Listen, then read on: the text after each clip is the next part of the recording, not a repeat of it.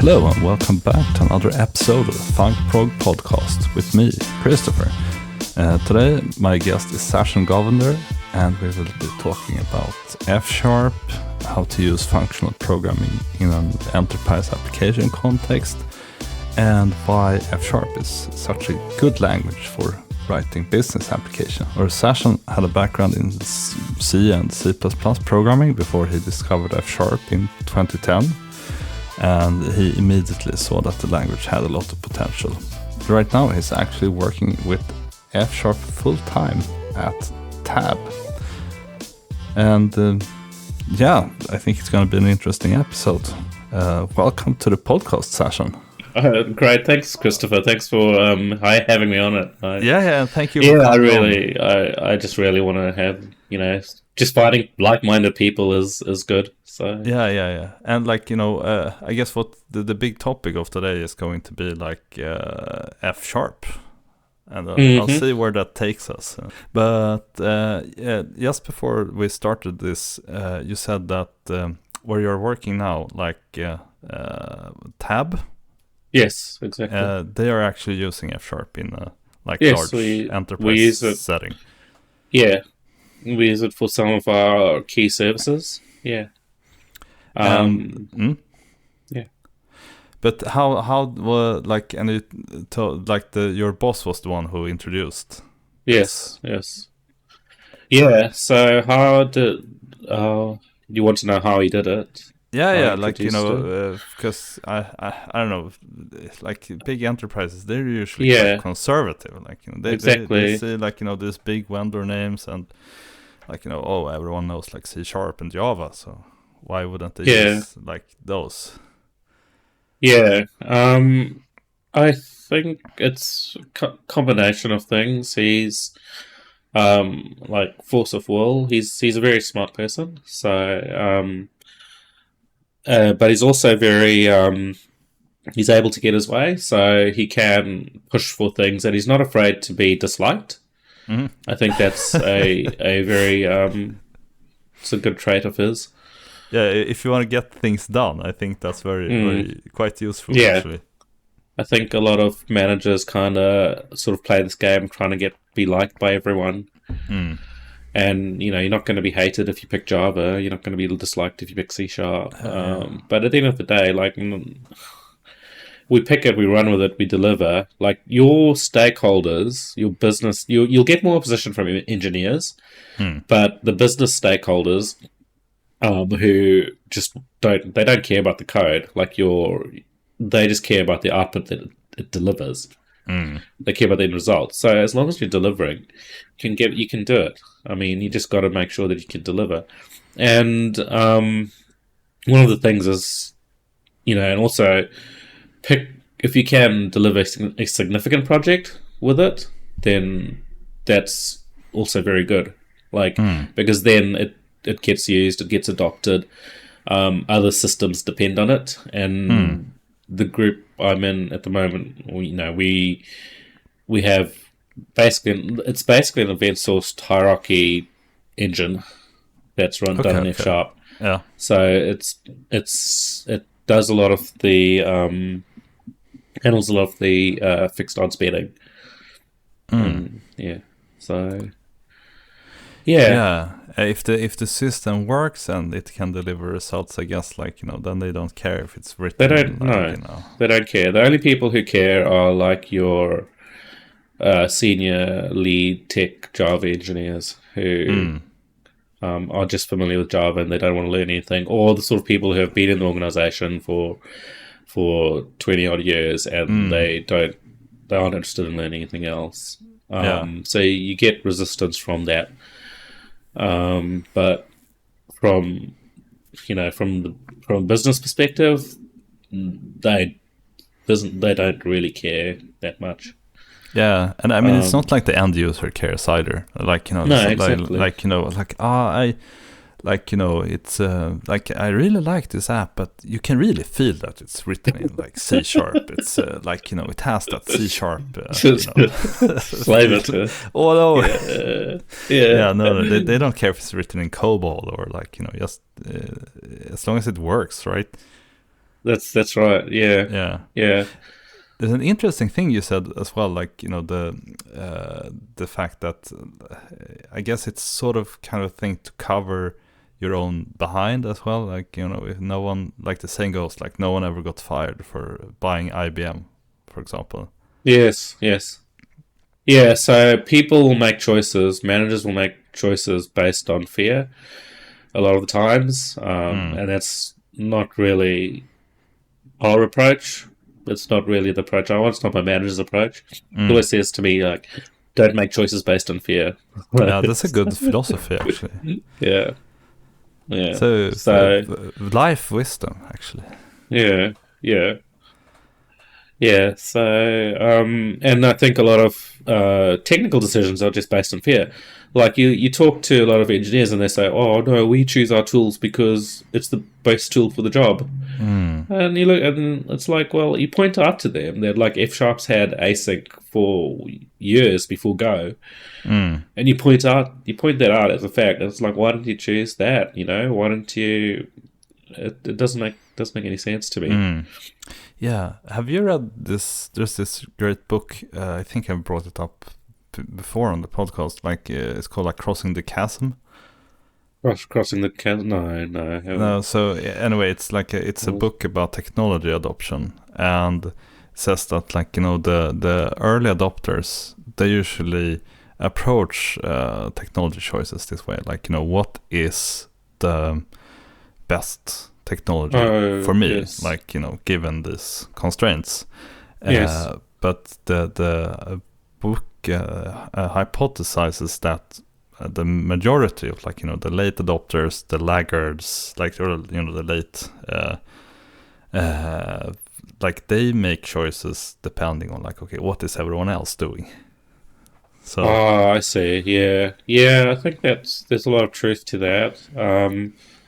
I think that it's just a lazy way of approaching making a choice. You're just doing it because someone else did it and it worked for them. I mean, you aren't taking into consideration your specific context. And I see this I see this all the time. Like you see it in this industry a lot when it comes to these lead code style interviews.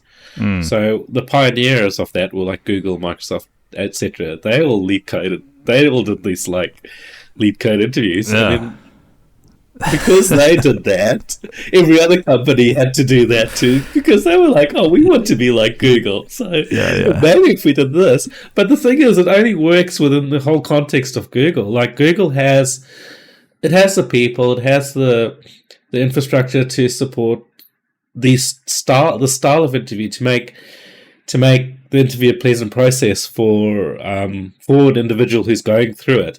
I mean, I have interviewed at Google, one of Google's offices in Sydney before, and I enjoyed it. Like, they do a really good job of like making you feel like it's not a chore.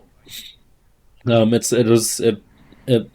then when people transplant that process into their company that doesn't have the sort of supporting infrastructure that Google has, it's a mess. It just becomes a very shallow imitation of what Google is. And I think, going back to your point about crossing the chasm, that's an example of it. Yeah.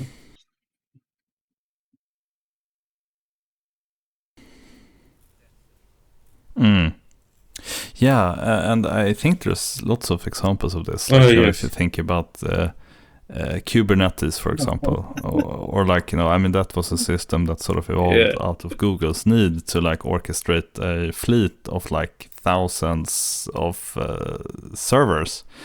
Like, you know, if you're just a 2-person startup, I mean, probably you don't need it, but like, you know, you see people like, you know, they pick Kubernetes or they pick React or something, and it's like, you know, the rationale is like, oh, I mean, it's you know, Facebook uses this or Google uses this, but it's not like they don't pick apart like, okay, why, what particular problem is this technology solving for Google or Facebook? And I think a very good like saying is that, you know, Yeah, if you they try don't to apply solve a to their problem you don't context. I think have, they then don't. you will have a problem. Yeah, basically. no, I generally agree. I've seen a lot of like comical uses of Kubernetes. I think like.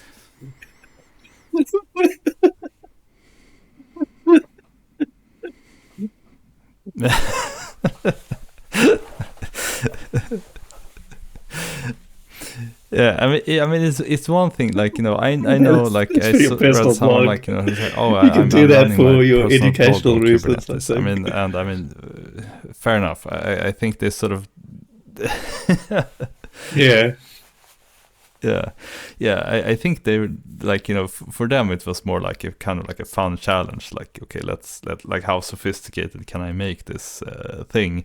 But I mean, you do see it in. I think I've seen this, like, you know. I think it also has to do with like how you're. I don't know how to say it really, but like how you like your background and, like, you know, your like. It feels like a lot of things that people say, like, you know, this is our process. If you start to peel off the layers a little bit, you realize that no, it's not actually a process. It's like culture.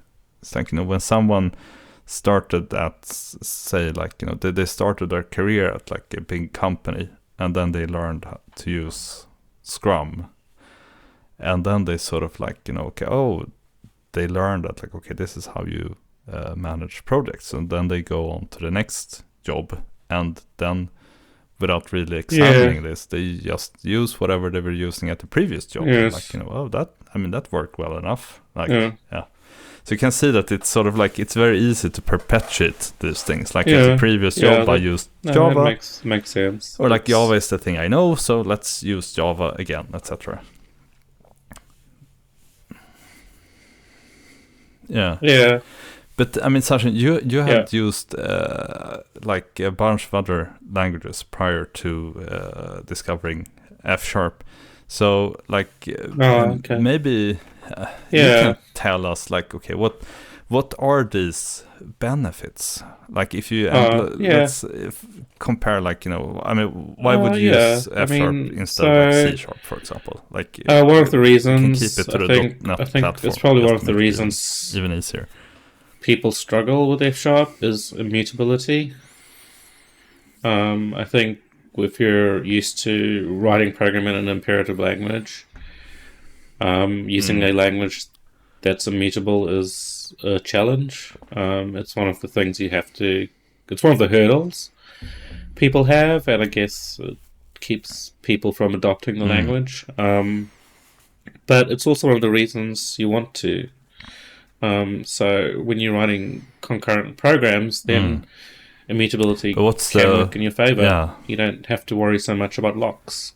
You can write your code without worrying about locks. You only do your locking when you're persisting to a database at that stage. So generally, this models the REST process, HTTP REST process, fairly well. Like, if you think about a REST request, it's the whole thing is an immutable thing. I mean, the whole REST representational state transfer, it's meant to be an immutable model. And, yeah. So functional programming marries to that fairly well. Yeah, exactly. And the other reason, I mean, C# now has async, but it came from the F# world. So, you know, if you want to have a model for dealing with concurrent processes without having to worry about callbacks and all of that, F#'s got a decent model for it.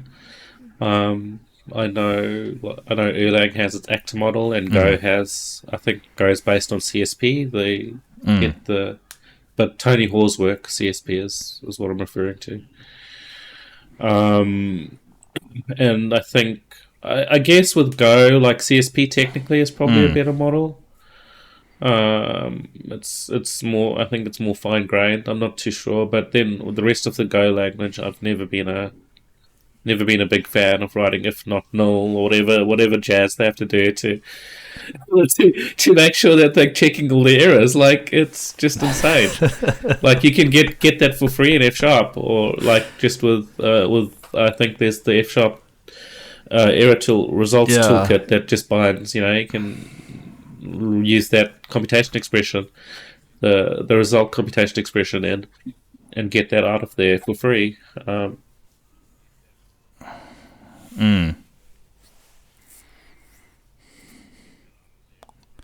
Yeah, it feels like, if you're writing Go code, you sort of really have to get comfortable with the idea that you will have to write a lot to of them, like that's idiomatic Go. That's bang like equals nil. you've gone Like, that's just a fact of you've gone life. one step forward, two step backwards. You've got a great model for asynchronous communication, but the rest of your stuff is like, what the hell from. So your type system's broken. The rest of yours, it's all junk. Yeah. Yeah, I think it sort of highlights two things that I really like about F sharp. And the first thing is, like, in Go, it's that thing you said where, like, you can replace a lot of values can be replaced with nil, basically. So you, like, whenever you get the value out, or I guess I'm not a Go expert, but I'm not sure if it's only like reference types, or if you can get nil for. I guess it's only for reference types, but still, it's like, you can't be sure that it's actually that you actually got the value back, or if it's just a nil. And I mean, Go is not unique in this, but the, like, the Haskell or the other ML style languages, like, when you say that something is an int, or something is a record, like, it is a record. It's not some secret, like, second thing, which is like, it makes the program much easier to reason about. And I've caused a few, like, show stopping, everything crashes in production style bugs with, like, null, and the other null errors. Just so to kind of wrap up the original question, the other important thing I feel was discriminated unions.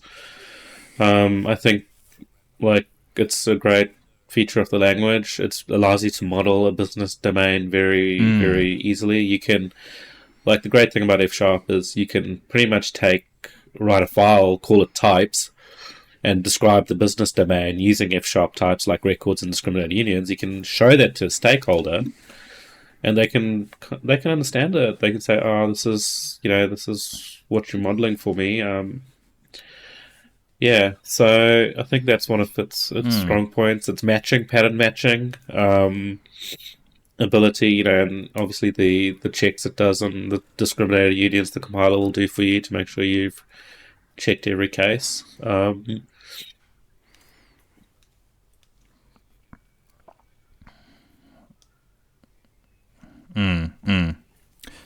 And for listeners who might not be familiar with this concept, like, what is a discriminated how would you union? describe Or it?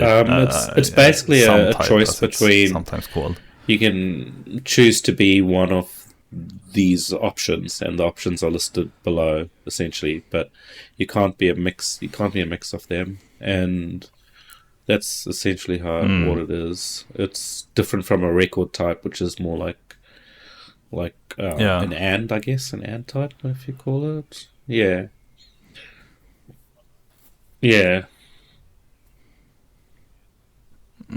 Yeah, like, it's a bunch of different types and, like, labeled types stuck together. So, like, I guess that's a good way to think about it. Like, union is like one of several possible cases. I may not, like, record. I may not be type too or familiar product with type the is academic several types terms for this. I know a lot of your previous simultaneously guests on the podcast seem to have a very strong academic foundation, but my foundation in functional programming is not academic foundation is not that strong. So.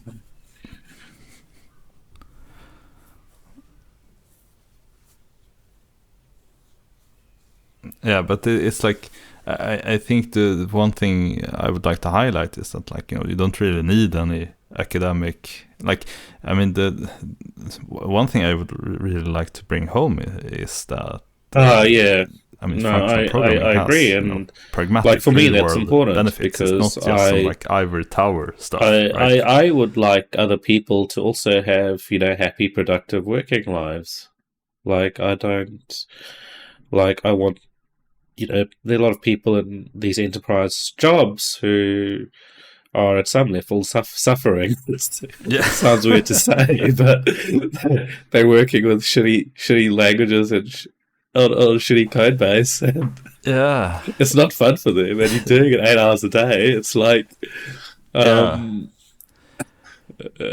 I would like to see more adoption of this way of programming and using functional languages. Yeah, and I guess maybe that's might be maybe that should be a mission of mine. Maybe, yeah. Yeah, but so what are some other, like, concrete benefits that, I mean, like how how will Type FP make this? providers. Yeah, or like I'm thinking of this, like, the poor souls that are The stuck poor with the soul. shitty code bases. Like how can FP help them? Is FP the salvation? Is FP the salvation? Yeah, I mean, I think there are hurdles you have to get over. So, namely immutability, and what is one.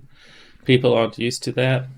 The other thing is the higher order functions. People have. I like, because I was one of those people. Like, I've ingrained in myself. Whenever I write a for loop in C or C++, I know how to move variables around and put them in an array and get the result I want out. But with F# and functional languages, you've got these higher order functions that you're meant to use to manipulate lists and things, and that actually does take some getting used to beyond just the basic piping to map. Yeah, yeah. Doing stuff more like knowing when to use choose or when to use collect or when to use pick versus find and things like that. That's kind of like that takes some learning.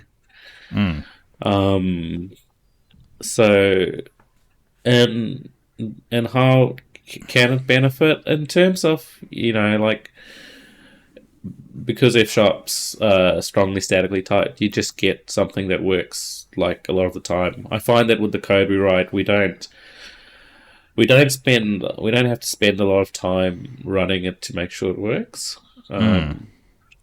Yeah. And you might need fewer tests as well. Yeah, right? exactly. I mean, like, our group has no testers. We don't have test people dedicated to test in our group. Other groups within Tab will have people testing. They'll have people, dedicated to it. Like, we can get away with we're at some level, we're still more productive than these other groups. But I mean, you were like, functional programming fan, kind of like you were already sold on the concept. Yes, from Haskell. Yeah, so that's what sold me on it. Yeah. And I just never had the opportunity to apply it because, it's hard getting a functional programming job, to be honest. So. Yeah, we're trying to make it less hard. That's yeah. But what about, like, because one thing that you usually hear from people is that, like, oh, FP, it's so difficult and weird, etc. But, like, did you have any colleagues with less experience, and, like, what was their story? So my manager, he's very experienced with F#. He's been using it for 20 years or so. And then my other colleague came from a JavaScript background. And so he wanted to work on in this group as well. And he's I think he's pretty much sold on the benefits of the type system, coming from JavaScript, I think it was for him, just works out better. Like, yeah. So. To JS devs, I think like the type safety, it's an easy sell. yeah. For JavaScript dev coming, I think it's one of the reasons TypeScript is so successful is it's type safe. Yeah, so that's why it's becoming more successful. I think that's the TypeScript is a really good example, I think, of like, on the topic of like the popularity of functional programming. I mean, arguably it takes a lot of ideas from like functional programming and functional type systems. You could even say that it's sort of like it is a functional programming language, and it's went from like quite unknown like 10 years ago to be one of the most popular languages in the industry. So I think that's a really good argument for like, it's for static type systems.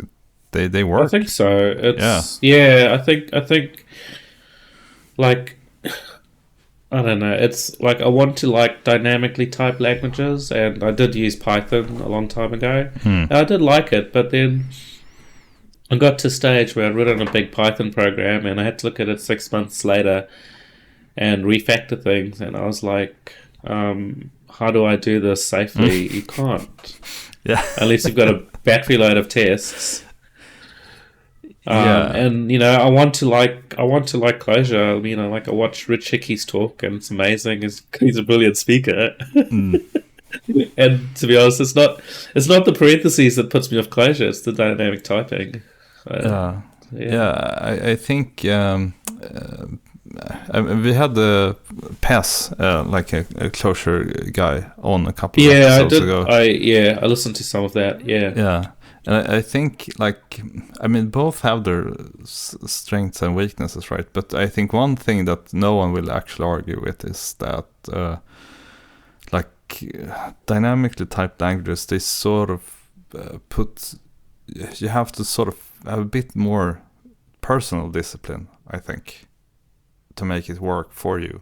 Because there are always, like, there will always be shortcuts. And okay.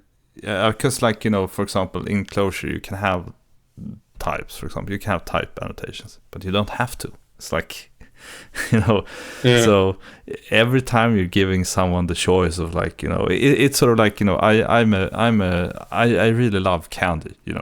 I used to have like a real problem with candy, so I just stopped having it in my house. It's like I removed the decision. So I don't have to sort of like, force myself, like, don't go snacking on candy now. It's like, because there's nothing there. It's not in the house. Exactly, it's not in the house. I can't do it. With like, a strong static type system, it's like, the shortcuts aren't there. I can't return like, have this function like return either a string or nil, for example. Because that's not on the table, or if I want to do that, I have to model it properly, and then it's usually like, let me just do it the right way. Even though sometimes it feels like more work, usually in the end it turns out to be less work, I think. I think you put the work in up front fighting the compiler, and then you end up with less work down the road.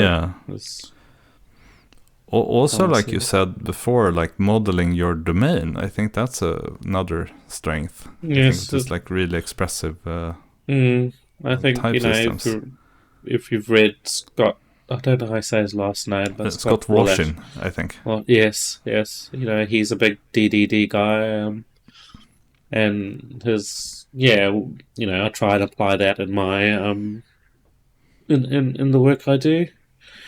Yeah, domain-driven design? Or? Yes, domain-driven design. Yeah. So how does that work in practice? Like, in practice, sure. Yeah. Sure. So generally, like, say in our systems, or I can even speaking generally, not even speaking specifically. You'd have a contract, the API that you're exposing. Say you're exposing a gRPC API. and you do that over protobuf. So you define your protobuf files, and this is the contract that you're exposing to the rest of the world. And then internally, you'd model that. You'd have your domain model for that contract. And there's a separation that goes on at the boundary there, where you say, and you'll have functions that convert from messages in the contract to types on the domain side.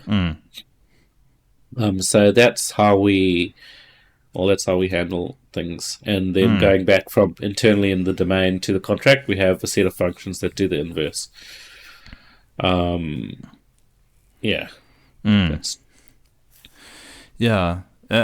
I think one thing that's really cool about discriminated unions is the fact that you can other than just modeling different cases, like I don't know, red, green, blue, etc., you can attach a type to each case. Yes. Oh, yes. And in my experience, it makes it much easier to model different domains. So like with gRPC, it's good because gRPC has a one-off message, which maps really easily to discriminated unions. But with HTTP, you have to flatten that discriminated union into something else. So generally, we change it into a record or something, because it doesn't translate very easily into something on the HTTP side. Yeah. JSON is kind of a different beast. Well, right? JSON, like when I say HTTP, I mean like we're sending JSON payloads across HTTP. Sorry, I omitted that, but JSON doesn't handle that discriminated union very well, so we have to flatten it into. We have to change it somewhere. I mean, it's I guess that's always a problem, when you have a very rich domain model, and then you sort of have to find a common format that you can use to send it over the wire. You sort of have to stamp that out somehow, and flatten it or whatever. I mean, it's why I prefer using gRPC. It just maps a lot easier to the F# types. But I mean, there's no, it's. Speaking of types, you mentioned something about type providers. Oh, the type providers, yeah. We had great success using that. What is that? What is a type provider? You mean you don't know, Chris? Let's pretend. let's pretend for a second that I don't. It's funny, I just wanna, if you tell a short story, yes, like the last 10 years or something, I've been really interested in maybe less, let's say 5 years or something. I've been really interested in modeling things with types, and what different things you can do with types.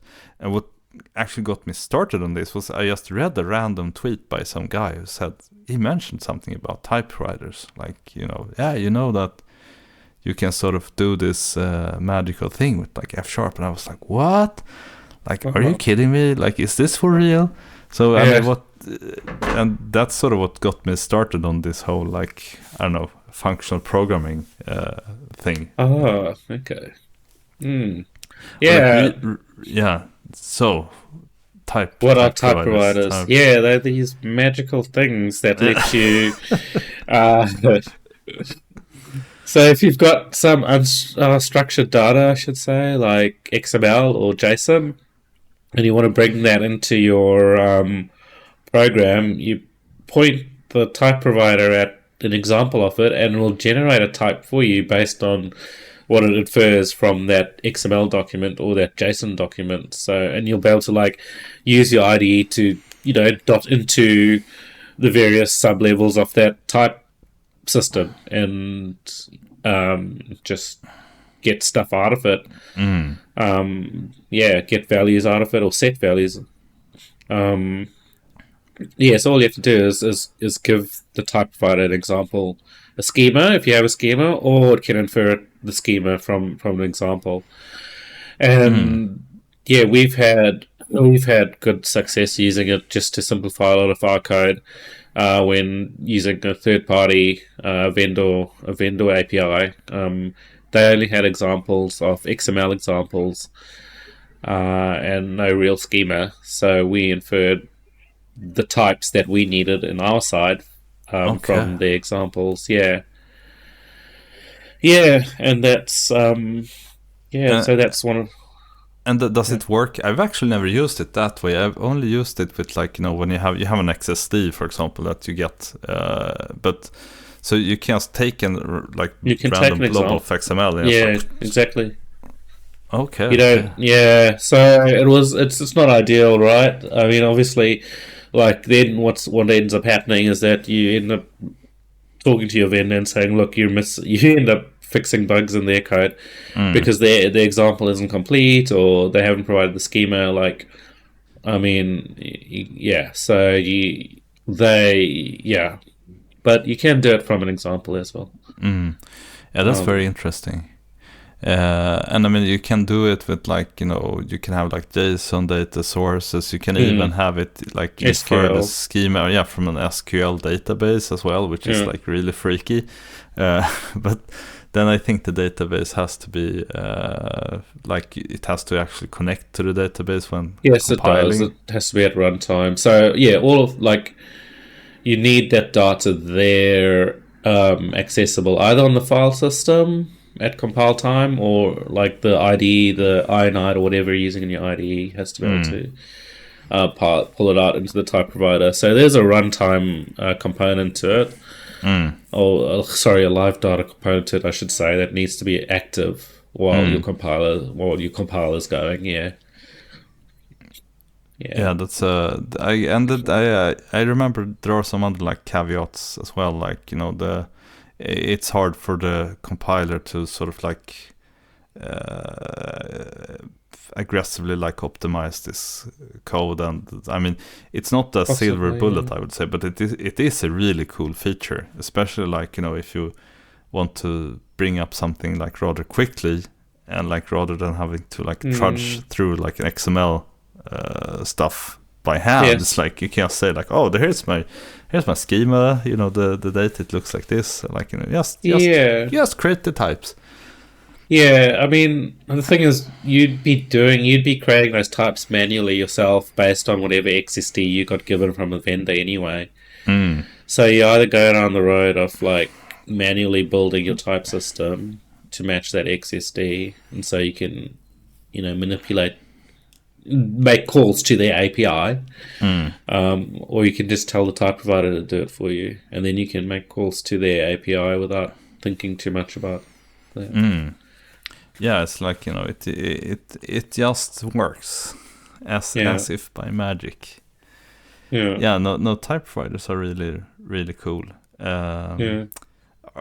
Would you say like I was thinking let's switch on the maybe more like the critical thinking hat for a while, Right. and I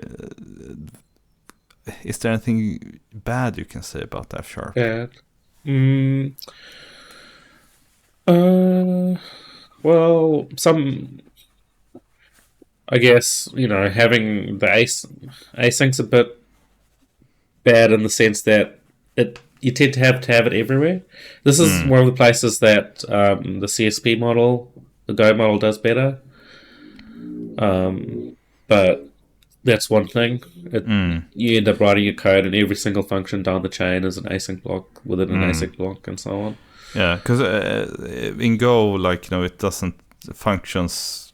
I mean, they don't have what would you call like function colors to quote like Bob Nystrom, like the what color is your function Mm. blog post. Like you don't really need to separate sync and async functions, right? The same way in Go. Right. Yeah. Yeah. As far as I know, yeah, I'm not all that well versed with Go, but Mm. as far as I understand the model, it doesn't pollute. It doesn't go through your whole code base the way async can. Mm. Um, But I mean, but you kind of have the same problem in C#, right? As well, like you know, if one function is async, then you sort of like the whole thing ends up being async as well. So yeah, some people don't like that from a purist perspective, I think, because like I say, it's you asked for a bad thing about it, and if you're kind of like a bit of a purist, you may not want it, but in practice, it doesn't make much difference to the code you end up writing. What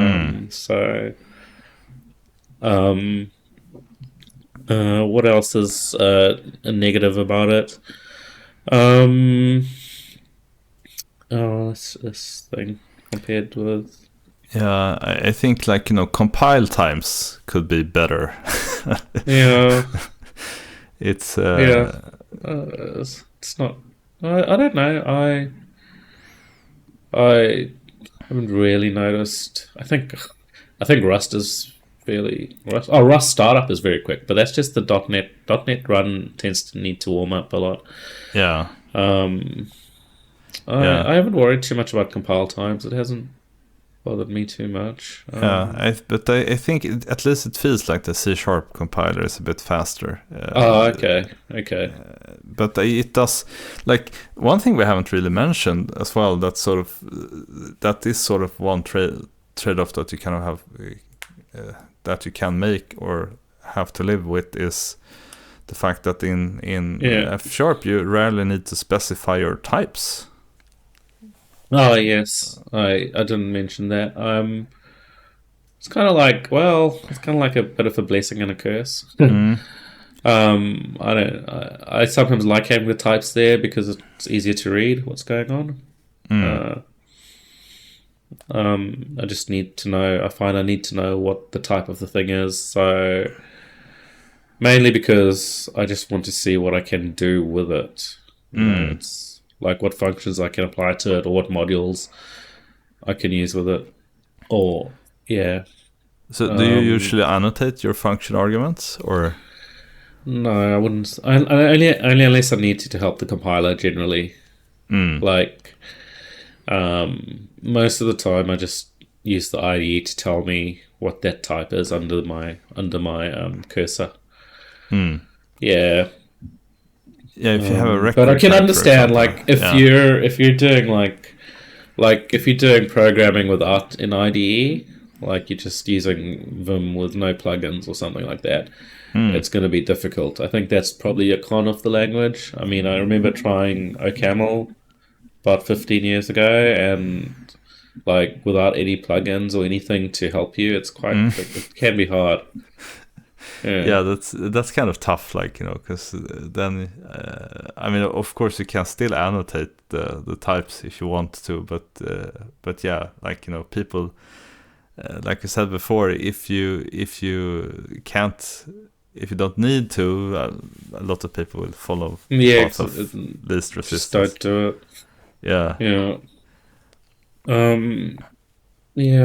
Maybe what other bad points? What other cons are there about it? I think it could be hard to find F# people. At least that's one thing people say. But I'm not sure. Like, I'm not entirely convinced of this, because to me, at least, it feels like F# is simple enough that you can sort of like bring someone up to speed rather quickly. I don't know if that has been your experience as well, like your JavaScript colleague. Yeah, so for us, like it's you're right. There's no pool of F# people out there the way there are Java people and C# people. But at the same time, you've filtered out a lot of bad eggs anyway. So you kind of like like I think anyone who's succeeded in our team has been willing to learn a new way of doing things. So, and that's why it's worked. Yeah, you kind of have to approach it with an open mind, right? Like exactly. Like I think we would be open to taking, like hypothetically, if we were hiring, we probably wouldn't specifically be looking for F# people. We'd look for people who want to learn to use F#. Like, and that's a conscious decision. You have to be willing to, like, I took the job, I moved out of like C++ world, which probably has, on paper, it's probably looks better for my career in terms of job security, since there are more C++ roles around. But like for where I'm in my stage in my career, I just want to work with stuff I like doing rather. So that factors into it. And consciously, like if you want to work with F#, you have to consciously make a choice that you're not really doing this for your career. Like you're not doing it so you can have more job options. You know what I mean? Like you're not doing it so, how do you say it, for job security maybe, or for those traditional values. You do it for the love of the game. Exactly, you're doing it because you want to experience a bit different way of working, and you think that this way of working is going to make you happier. Like, and that's why, like, those are the sort of people I would like to bring aboard. But I think one interesting thing, like, you know, it's like the F# stuff, just like you mentioned with like async is a perfect example of this. Like the F# stuff tends to trickle down into C# eventually as well. It does. So, it has over the past 10-15 years, hasn't it? Yeah. You can see countless examples of that, F# influencing C# direction. Except the one thing that won't trickle over is immutability. That's never gonna just suddenly. It's hard to get rid of. It's like, you know, once the cat is out of the bag, it's like the cat can't put it back in. And nullability, I mean, even though there's like, you know, the null safety in C# now, if I remember correctly. They have that question mark thing, don't they? They have the null coalescing operator, they call it. Like, you know, you're not going to get rid of null either. No, it's also a problem in the F# world, because at the boundary with .NET, and with interfacing with, you know, over HTTP and JSON, you have to deal with null. So you have to sanitize your inputs into your system. But once you're in the domain, then you don't have to worry about it. It's just at the boundary you have to sanitize things and make sure you've mapped it to, like, you know, an option or got rid of it, or an empty array, or whatever you want to map it to.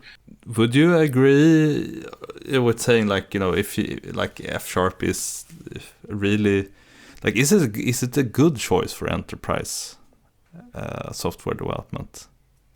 Yeah, it is. Yeah, I think it is. I mean, you get the type safety, you get the experience of, you know, having code that works when you run it for like the first time. You reduce the like, you can be more productive as an engineer. You don't need as many support staff to support you with testing. Yeah, so in that sense, it's a good choice. You've got .NET which pretty much has integrations for everything, and that's important because you really don't want to be bothering, like, integrations on the fun stuff. It's not the stuff you want to be working on. You want to be working on the business problem. Exactly. But integrations always get in the way. But you need them. So yeah. For those reasons, I'd say it's a good choice for an enterprise language. The .NET, ASP.NET, it's one of the it's one of the fastest servers. Kestrel, it's very performant. I can't remember the website that has a ranking of all these HTTP servers, but it's always in like the top 10. Okay. And I know which one you're talking about. I'm blanking on the name as well. Yeah, I don't remember the name, but yeah. So I mean, I think it's it's a solid choice. You're not gonna go wrong. You're not taking as big a risk as you might think just because it's a functional language. Yeah. There's always risks with languages or with any language you take, but it's also succinct. Like you'll find that you don't have to write as much to get stuff done. Like, which is a nice thing versus C# or Java. Like Java is very verbose, and everything has to be an object in Java. You don't have. I don't think you have value types. Like you can't allocate. I may be wrong, but you can't really allocate on a stack, and everything is on the heap in Java. So, did you see there was Amazon recently rewrote a distributed Aurora in Rust. Oh, okay. No, I didn't know about that. Yeah, so Amazon's a big Java shop, and they wrote. I'll see if I can send you the article afterwards. But they basically did. The Java GC was, of course, F# has a GC, but they found that the garbage collector was slowing them down a lot, and so they went to the Rust. Yeah. Yeah. Yeah, I mean, I think F# is a really good, like, I don't know, looking back, there are a few projects where I was responsible for picking the tech stack, where I wish, in hindsight, that I would have picked F#, because I could tell that, like, we would have had better results. We could have been able to iterate faster, and with F#. Another thing is the scripting support. So you can prototype stuff very quickly with the FSX scripting support that it has. It as a script. And it's pretty amazing as far as the language goes, because it's one of the few languages that you actually don't need to go and download dependencies for, because in the script you reference all your dependencies and you just run the script, and all your dependencies get pulled out. Like all you need is just the .NET. You just need .NET installed. Yeah. And then you just run the script and it'll go up to NuGet and pull anything down. Like you can't do that with Python. No. No, you have to have start up a virtual environment and Python's terrible now. Like it's insane. Yeah. It's I think it's I mean, if you like Python, I don't think you would feel I think you would feel quite comfortable in F# as well. It's also indentation sensitive, so there's that. And you don't have to write very much. It looks very Pythonic, because you're not writing types everywhere, and Python's similar like that. It's dynamically typed. But it's just the compiler's going to complain at you in F# a lot more. But but you learn to get around that. Yeah, exactly. Yeah. I think one thing that I actually appreciate a lot about F# is the fact that compared to something like Haskell or Scala, is that it's not really, that it's actually less powerful, I would say, than those languages. Yes, I agree. I think that's one of its one of the things that makes it a good choice. Yeah. Like in an, I don't know, it's back to that thing about freedom to make exactly too much choice. It's like in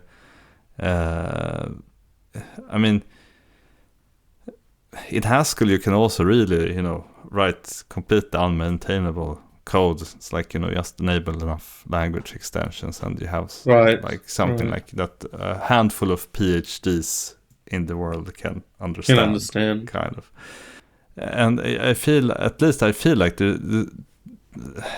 it's kind of hard to do that in F sharp, because like you have the type system that sort of like keeps you on the straight and narrow, but it's not so powerful that you can sort of like be super clever with it either. It's like you sort of end up in this like maybe you can't write as expressive code as in, I don't know, Haskell or in, and you can't do like yeah.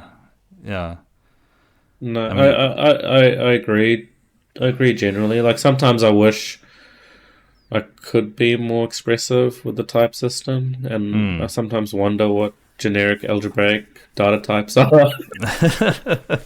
It's like, I've heard that word somewhere. I know I can't do this in F sharp. Maybe I should have a look and see what they are one day. So you would want those, like, you know. I want to know what they are first before I know if I would want them in F sharp. But the point, I think the point is I can live without them. Is at the, you know, it's not like I feel too crippled without an expressive type system. I mean, I came from a C++ background, and you can pretty much do anything with the template system in that language. The template system is Turing complete. You can write a program in templates if you like. You can write like a template class that generates its own parents, and it's yeah you can't do that in F sharp. No. Yeah. Is there anything else you'll sort of like miss in F sharp? Like, oh, I wish they would add this thing. Oh, anything I wish. I'm not a very imaginative person. I'm not a crazy Haskell guy who thinks of weird advancements to the type system for some category theory, or I don't know. What I wish. Nothing really. I mean, like when we use F sharp, we try and pare it down, or even further, we don't. We just use modules and functions most of the time, and any objects we have are just there because we need to provide an interface to an external. Like we need to interop with .NET generally. Yeah. I think sorry, you were saying. Oh no. But I think you are sort of like in a. I think F sharp is kind of like in a sweet spot. You are kind of like a local maxima, or whatever you want to call it. Like you know. Yeah. I mean, if you can do like more fancy type level shenanigans with, you know, you have those statically resolved type parameters that sort of let you do I've used them a bit, but they're still not quite as expressive as what you could get in C++ with templates, but but if you like, you know, if you would want more power, all of a sudden you have to pay some pretty significant trade-offs as well, I think. Like, you know, compile times and etc. Like the more crazy like meta programming stuff. Yeah. And just kind of like going back to sort of changing topics a fair bit, just generally what I'd like to see. You asked earlier about what I'd like to see in F sharp. I'd like to see more, obviously like to see more enterprise adoption, and I think in Australia we're very behind. When I was in Sweden, it felt like you guys were more open to functional languages, but Australia tends to be very conservative. And it's ironic given Don Syme's Australian. So I didn't know that actually. He's Australian. Oh, okay. Yeah, no, he's Australian, but I'm fairly sure he's given up on Australia because he's been living overseas in London, I think, for several years, more for most of his career, I'd bet. He's originally from here, so. And it's just a shame, I think, that, you know, F sharp doesn't have a much adoption in his home country. So but I guess that's a common thing, right? Like sometimes you sort of have to go on your hero's journey, leave the comfort of I guess. Yeah, he's a hero elsewhere in the world, just not at Yeah, home. exactly. The here from the outside. Yeah. But yeah, I mean, it is kind of funny. Like, the thing I've noticed in the UK, for example, like F sharp seems to be pretty popular in like the fintech sphere, for example. Yeah, it is. And Yeah. there is quite a lot of like financial business in Australia, right? Yes. Yeah. I mean, you could sort of classify Tab as a financial business. To, you know, gambling, wagering is financial. But there's a lot of similar parallels. constraints. It's money, It's money, and there's a lot of parallels in trading, and the way betting and wagering works. The parallels within that with financial trading. Yeah. So yeah, but I I'm not aware of. I mean, Australian economy is it's basically it's mining. So natural resources is the big Yeah. one, and the other one is uh, it's immigration. So we get like immigration brings in people to the country, and then they need houses, so the banks have to bankroll mortgages, and that pumps money into the economy. So that's how Australia makes money by so like big mortgage industry. big mortgages. Yeah, it's the mortgage industry. And education seems to be what the main industries in Australia. It's not really known for innovation and tech. I mean, one thing I found surprising about Sweden when I was living there was that I could literally name like 3 or 4 Swedish brands that have had worldwide influence. Like IKEA and Volvo and probably ABBA. Innovation in the music industry. Yeah, innovation in the music industry. Yeah. And then Zlatan as well. Innovation in soccer. And soccer, yeah, he's very popular. But Australia just doesn't seem to have that level of innovation, and in terms of the tech industry, sure. I mean, there's big banks over here and stuff like that, but I feel that they're mostly still very conservative. Yeah. Why do you think that is, though? Like, is there any specific reason you think that? I don't know. I've wondered. Like, I don't know why it is. I feel that I don't know. It's just like, I guess, might be cultural, not very academically oriented, generally not very academically oriented Australians. So whereas I felt that at least in Europe, people like Europe's got a longer history, and a lot of people learn about they learn about World War II, and of course people learn about it here as well, but it's not really it's not really next door, and you've got all this art and culture there as well, and so there's more an appreciation of academic endeavors in Europe versus in Australia.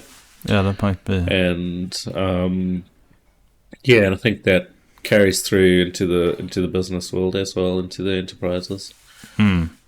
So we tend to be followers rather than leaders in that over here.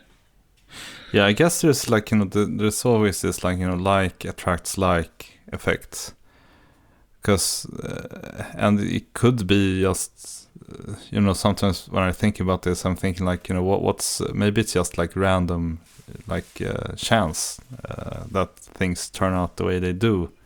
I mean, if you think about it, if you think, okay, how many tech startups are there in the world, and then you look at how many of them are from the US, and then you sort of notice oh, there are a lot of tech startups in the US. So you're thinking okay, maybe the US is doing something different to attract all this create all the tech startups. But then if you zoom in, it's okay,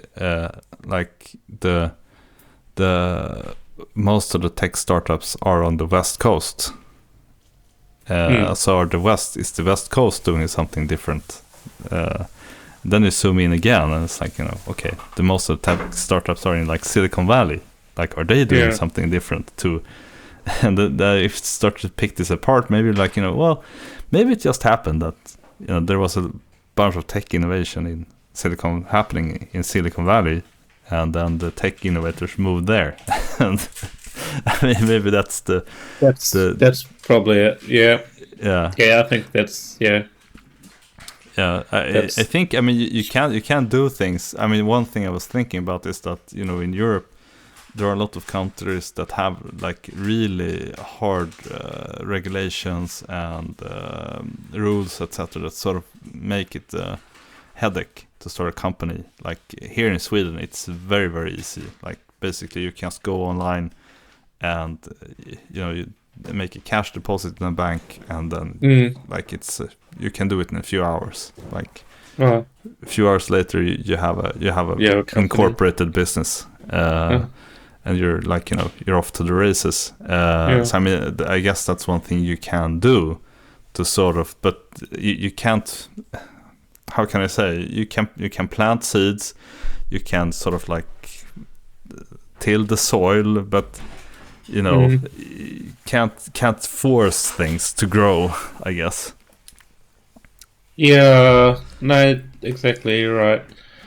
It's like you can lead a horse to water, but you can't, make them drink. But you can make it easy for them to drink. Yeah, I guess. Yeah, exactly. If you can make it, you can't force it to adopt F sharp, but you can make it easier. Easy, yeah, I think so.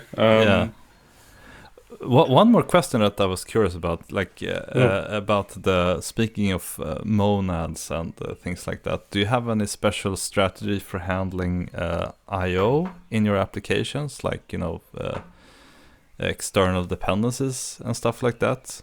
Or how do you you mean like if we have to talk to a Kafka, consume from a Kafka topic? And you want to say, let's say you have a bunch of, like, for example, the Kafka consumer, and you want to test this code in a unit test or something. Like how do you deal with that?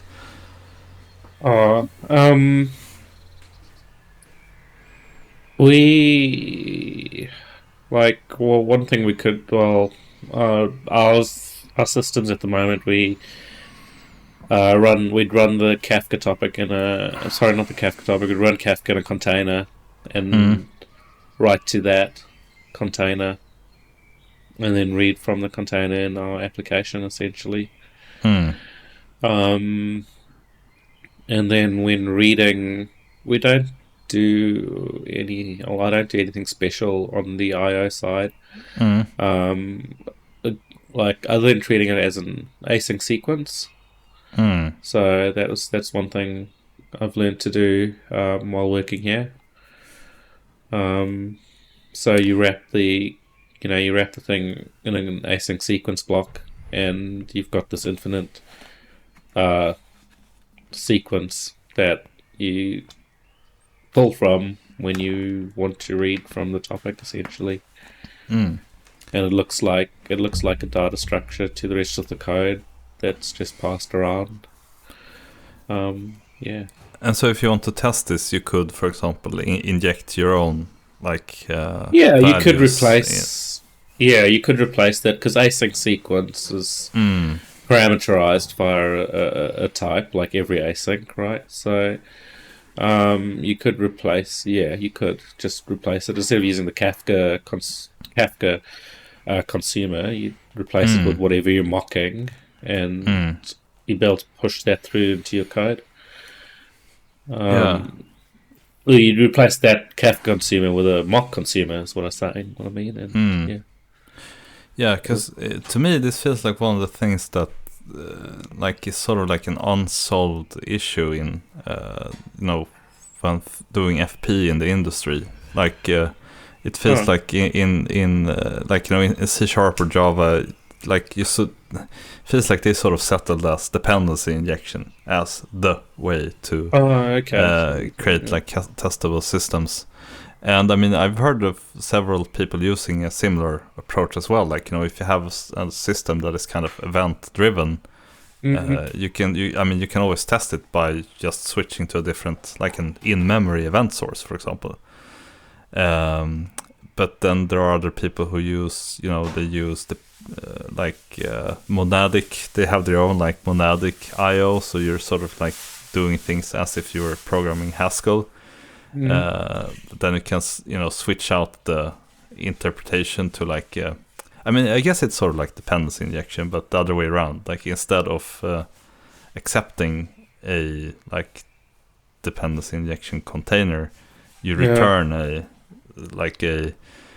suspended function that you resume with the value later. And you know, if you're testing, you can just put the fake value in there, and it will work. But yeah, I'm sort of hoping that the FP world at large will sort of settle on like one, like, oh, this is the way to do it for like this particular kind of application, because it feels like that's speaking of like early and late adopters, I think that's one thing the late adopters really like, is to have a just a recipe that you can follow. Like, you know, this will pull you towards the pit of success. Just do this. I see. Yeah. So they can map their the old patterns that they know to this. Yeah. That's true. Like, it's the barrier to adoption, because you've formed ways of, like, it's like what I was saying earlier about for loops.